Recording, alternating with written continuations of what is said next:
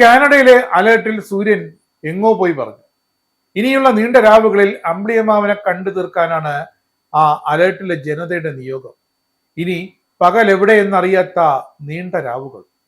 ഇനി അവിടെ സൂര്യൻ ഉദിക്കാൻ 136 ദിവസം കഴിയണം. ഉത്തര ധ്രുവത്തിൽ നിന്നും 817 കിലോമീറ്റർ മാറിയാണ് ജനവാസമുള്ള അലേർട്ട്. ഭൂമിയിൽ തന്നെ ഏറ്റവും കൂടുതൽ തണുപ്പ് അനുഭവപ്പെടുന്ന മേഖലയായതിനാൽ അലേർട്ട് ഗവേഷകരുടെ പ്രിയപ്പെട്ട ഇടം കൂടിയാണ്. ഇവിടുത്തെ ഏറ്റവും കൗതുകകരമായ കാര്യമാണ് മാസങ്ങളോളം നീളുന്ന ഇരുട്ട് മുറ്റിയ രാത്രി.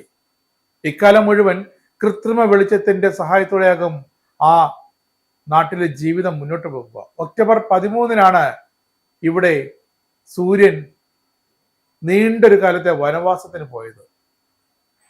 ഇനി ഫെബ്രുവരി 7 സൂര്യൻ വീണ്ടും വനവാസം കഴിഞ്ഞ് തിരികെ എത്തുക. മിക്കവാറും -40°C വരെ ഇവിടെ താപനില കുറയും. ഇക്കാലത്ത് ജനങ്ങൾക്ക് ശാരീരിക മാനസിക വെല്ലുവിളികളും ഏറും. പക്ഷേ അവരതിനേക്ക് അതിജീവിക്കാൻ ഒരുവിധമൊക്കെ ശീലിച്ചു കഴിഞ്ഞു. ആർട്ടിക് അന്റാർട്ടിക് മേഖലകളിൽ നിരവധി ഇടങ്ങളിൽ ഈ പ്രതിഭാസം ഉണ്ടാകാറുണ്ട്.